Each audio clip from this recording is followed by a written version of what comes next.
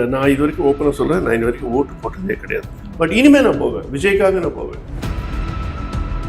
எல்லாருமே சொன்னாங்க பேசுங்க பேசுங்க சிஎம் பேசுங்க சிஎம் என்னெல்லாமோ பந்தாலாம் பண்ணாங்க. அவர் பேச ஆரம்பிச்சு வெளில போனீங்க எல்லாரும். Somebody has predicted already for Vijay. Okay.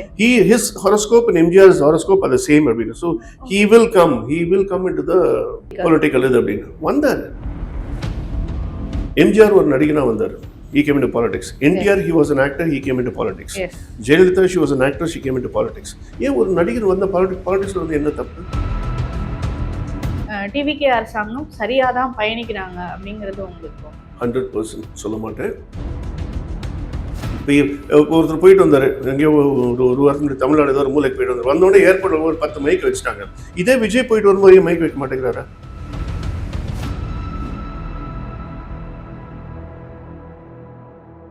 Hi hello திரைமொழி நேயர்களுக்கு வணக்கம். நான் உங்கள் விஜய் பிரியா. இந்த நிகழ்ச்சியில நம்ம கூட யார் இணைஞ்சிருக்காங்க அப்படின்னு பாத்தீங்கன்னா ஆக்டர் ரவிகாந்த். வணக்கம் சார். வணக்கம். வணக்கம். எப்படி இருக்கீங்க சார்? நல்லா இருக்கேன், எப்பவுமே நல்லா தான் இருப்பேன் நான்.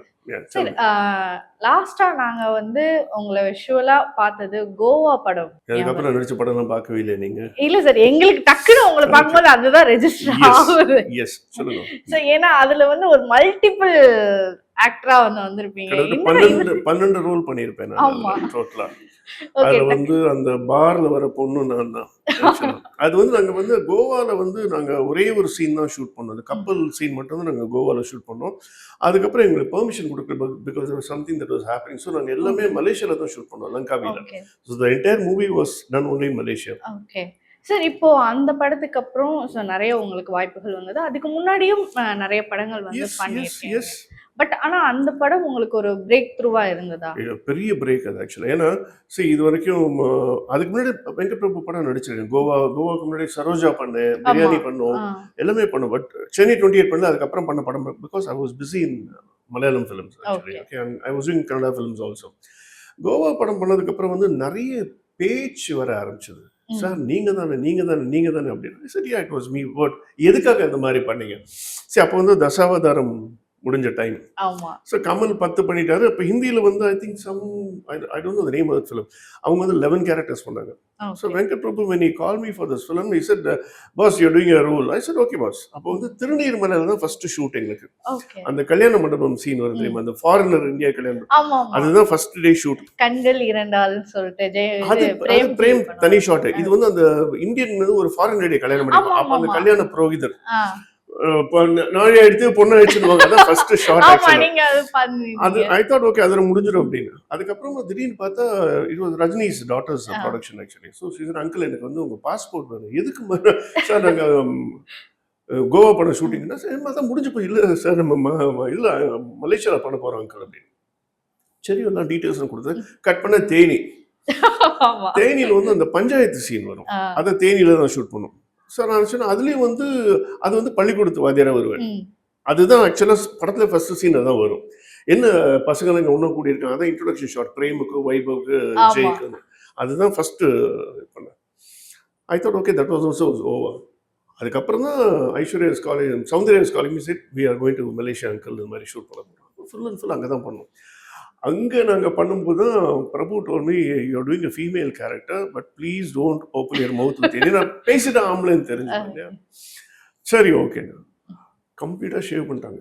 ஃபுல்லாக ஷேவ் பண்ணி ஒரு பெரிய பேட் எல்லாம் வச்சு, பிரஸ்ட் வச்சு, பின்னாடி ஒரு இது வச்சு, பட் வச்சு ஒரு ஆங்கிலோ இண்டியன் லேடி மாதிரி பண்ணிட்டாங்க. அங்கே வந்து சரண் வந்து திடீர்னு பின்னாடி ஒரு தடவை இருக்கும். பிரேம் வந்து கிஸ் எல்லாம் பண்ணிப்போம். இதெல்லாம் பண்ணும்போது அங்கே இருக்க மலேசியன் ஷூட்டிங் பார்க்க வந்தவங்க, இது என்ன அந்த பொம்பளை பரலோலா இப்படியே பேசிட்டாங்க. எனக்கா கண்ட்ரோல் பண்ண பிரபு ஒரு பக்கம் காட்டிட்டு இருக்கான். எல்லாம் முடிச்சு ஷூட் எல்லாம் முடிச்சதுக்கப்புறம் when I removed the makeup only, they say I'm ready அப்படி. then only people realize it was me actually. till then அந்த டோட்டல் கெட்டப்பே அப்படிதான் இருந்தது. என்ன வைபவ் வந்து என்ன கிஸ் பண்ண வருமா, அப்படி ஒரு லுக் ஒன்று விடுவான். அதெல்லாம் அந்த பார்ல நடந்தது ஆக்சுவலாக.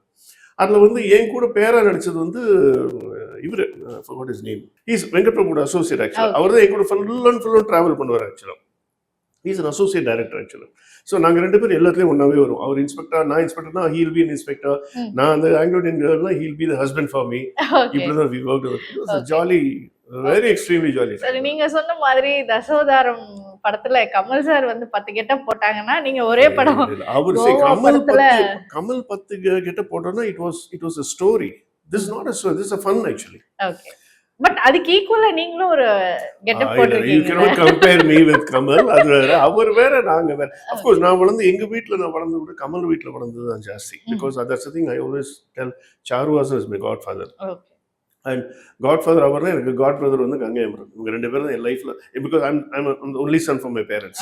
So he is my godfather. Ganga Amaran Anna is my godbrother. இவங்க ரெண்டு பேர் சொல்லி தான் நாங்க இது வரைக்கும் I've been traveling in my life till today.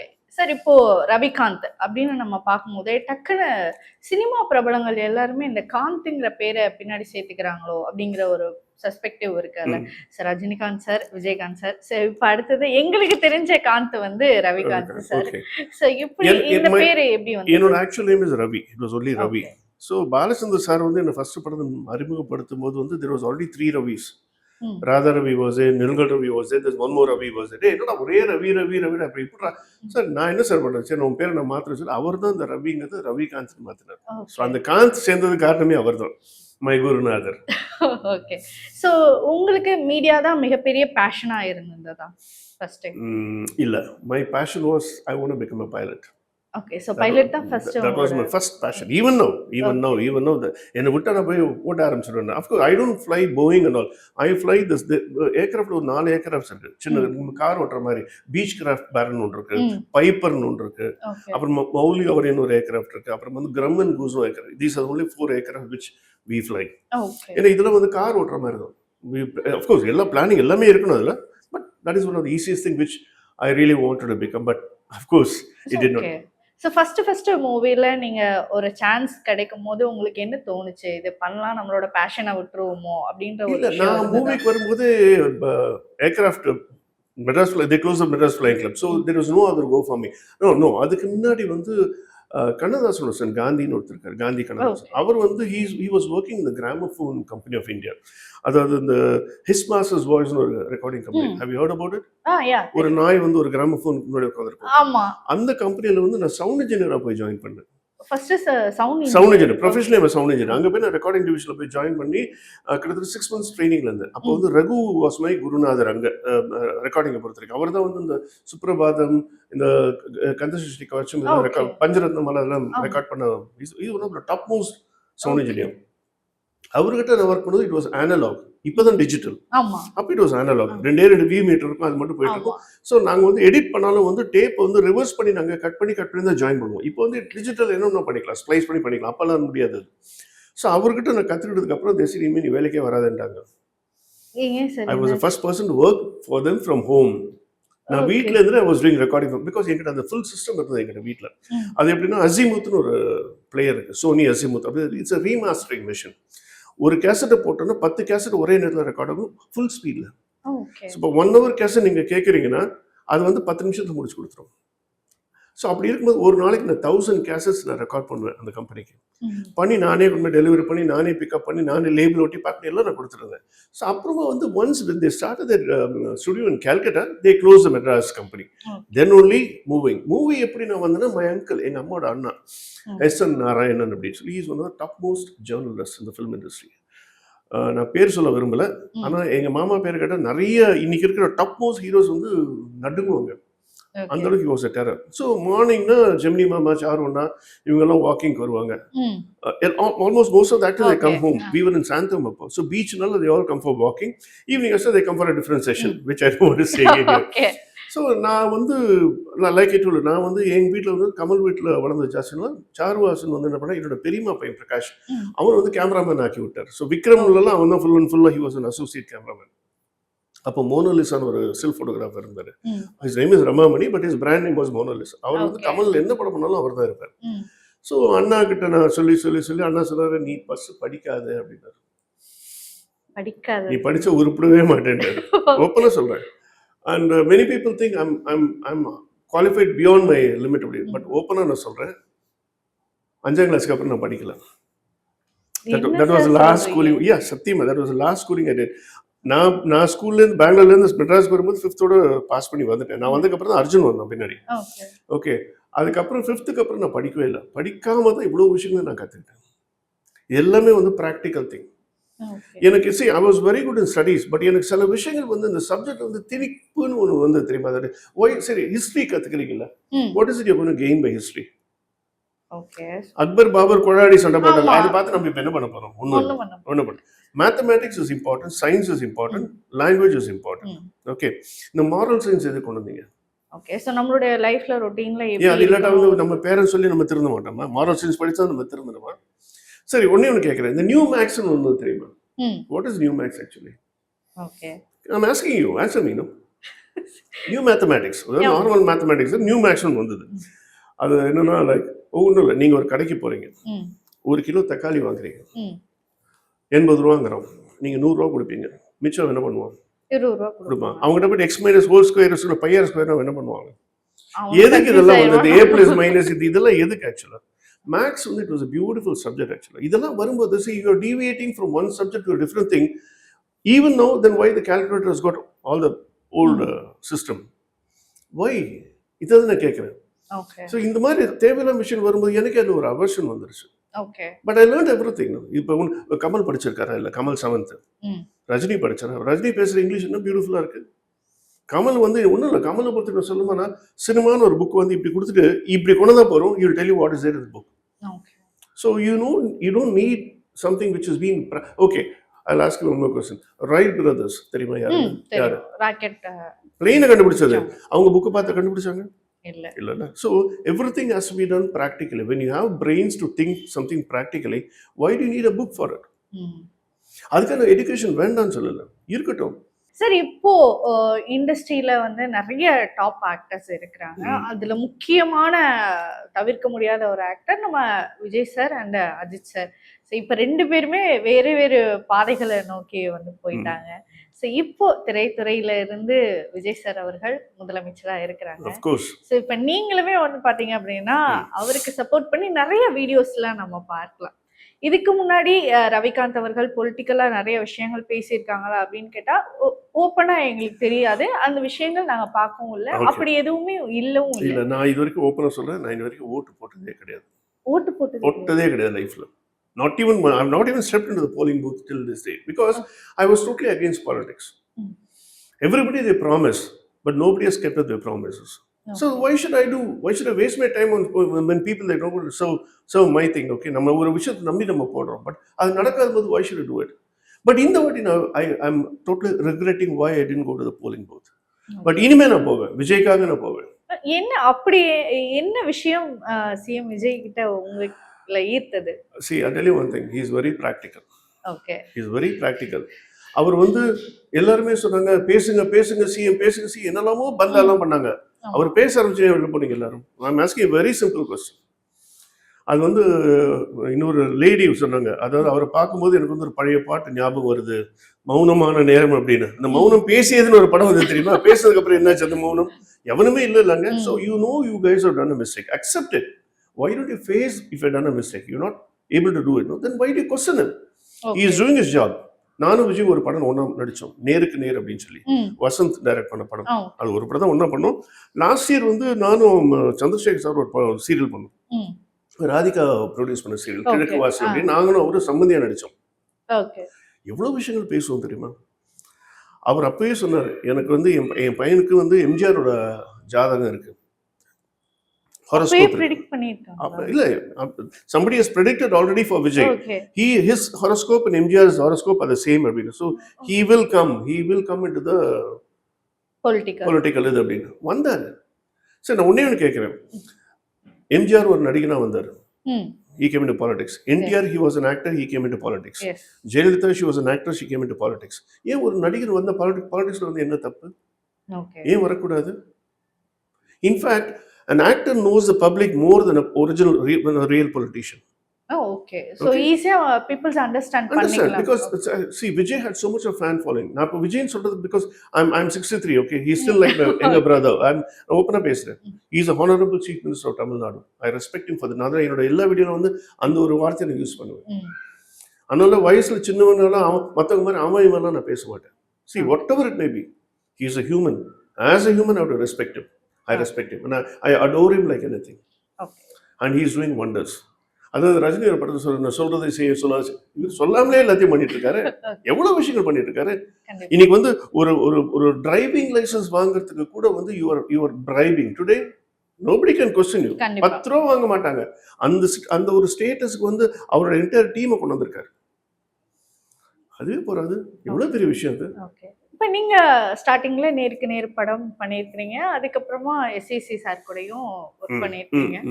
But our first time ஒரு எலெக்ஷன்ல நிக்க போறாரு அப்படின்னு ஒரு அனௌன்ஸ்மெண்ட் வந்தப்பையும், இதுக்கப்புறம் நான் படமே நடிக்க மாட்டேன் அப்படின்னு சொன்னப்பையும் உங்களுக்கு எப்படி இருந்தது? எம்ஜிஆர் வந்து பொலிட்டிக்கல்ல வின் பண்ணதுக்கு அப்புறம் அவருக்கு நிறைய சான்ஸ் வந்தது. நிறைய சான்ஸ் வந்தது. அப்போ வந்து Rajiv Gandhi was PM actually. So Rajiv Gandhi sir don't do it. MGR அதை கேட்டு பண்ணவே இல்லை, அதுக்கப்புறம் நடிக்கவே இல்லை. ஏன்னா இந்த விஷயம் எனக்கு தெரியும். பிகாஸ் மை மாமா was very close to MGR.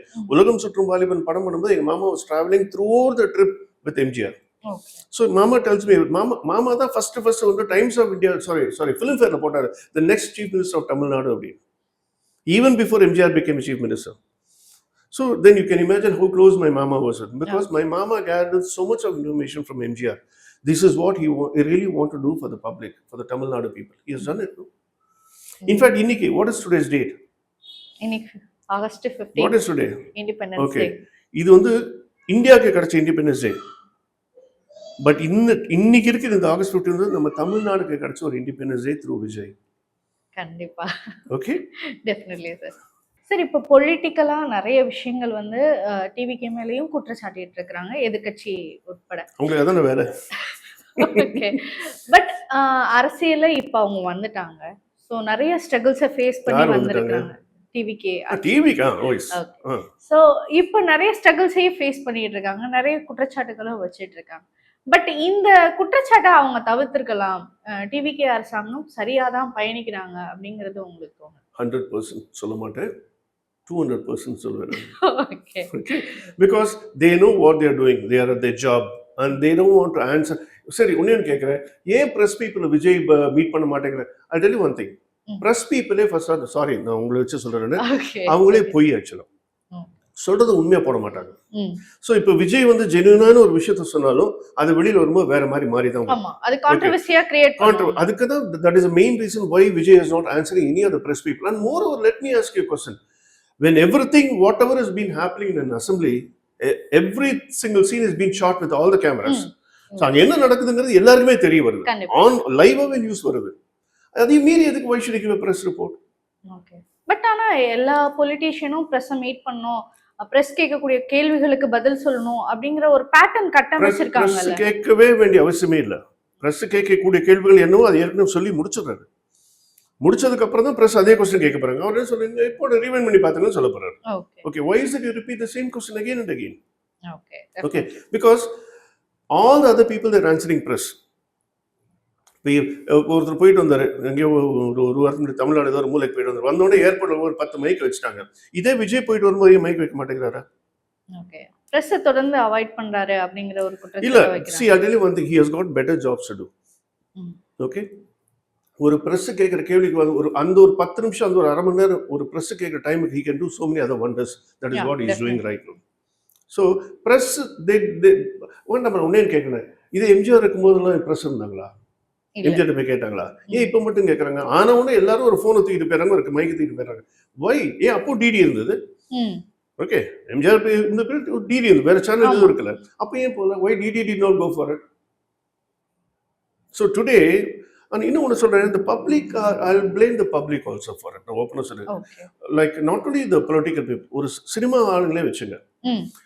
ஒரு சினிமாக்காரன் லைஃப்ல என்ன நடக்குதுங்கிறது வந்து public they wanted to know. இது வந்து பிரஸ்காரங்களுக்கு தெரியும். ஒரு சினிமா நடிக்க வீட்டில் இப்படி நடந்தா ஓகே, அதை வந்து பப்ளிக் பாக்குறாங்க, ஏன்னா அவங்களுக்கு அதில் தான் பணம். கண்டிப்பா.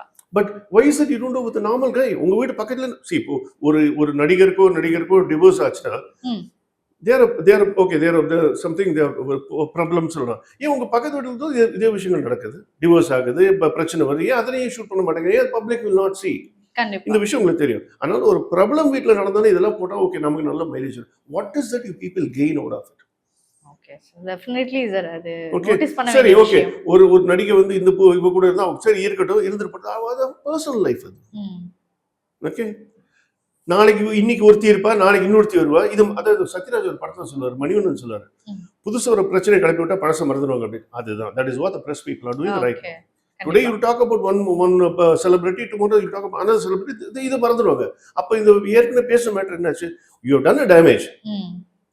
அது வந்து ஒரு ஈவன் மீன் ஃபார் எக்ஸாம்பிள் அது வந்து எங்களை எவ்வளவு தூரத்துக்கு hurt பண்ணுங்கிறது they are not bothered actually. உண்மை என்னங்கிறது எங்களுக்கு தெரியும், பிரஸுக்கு தெரியுமா? வெளிப்படையா கேட்கறத வச்சு அவங்க பேசி முடிச்சிடறாங்க. பட் அஃபெக்ட் பண்ணது நாங்க. That they don't realize it. Why? கண்டிப்பா. சோ மீடியா பீப்பிள் நிறைய விஷயம் காமனான பீப்பிள்ஸ் நம்மளும் இத அண்டர்ஸ்டாண்ட் பண்ணிக்கணும். மீடியால நடக்கிற எல்லா விஷயங்களும் வந்து ஐடி இண்டஸ்ட்ரியில் நடக்குது, ஹாஸ்பிட்டல் இண்டஸ்ட்ரியில் நடக்குது. ஏன் அவங்கள போய் போடலாம், ஏன் அவங்கள போட மாட்டேங்கிறீங்க? இதை விட ஜாஸ்தி அங்க நடக்குது. டிஆர்பி கிடைக்காது. தெரியுது இல்ல? So at the end of the day it's only money which you want, which it is not nice, it is nasty ன்னு சொல்லுவேன் நான்.